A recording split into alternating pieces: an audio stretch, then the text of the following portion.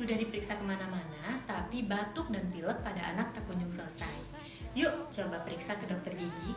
Faktanya, gigi berlubang pada rongga mulut anak-anak dapat memicu terjadinya batuk dan pilek yang berulang dan tak kunjung selesai. Nah, begini rangkaiannya. Diawali oleh adanya karies sehingga memicu peradangan pada anak, lalu menyebabkan imun turun sehingga anak lebih mudah terkena infeksi. Penumpukan bakteri yang ada pada karies atau gigi berlubang juga dapat masuk melalui saluran pernafasan secara berkala, sehingga dapat menyebabkan infeksi pada saluran pernafasan atas atau menyebabkan batuk pilek yang berulang pada anak-anak. Yuk periksakan gigi anak Anda ke dokter gigi apabila terdapat karies atau lubang pada gigi.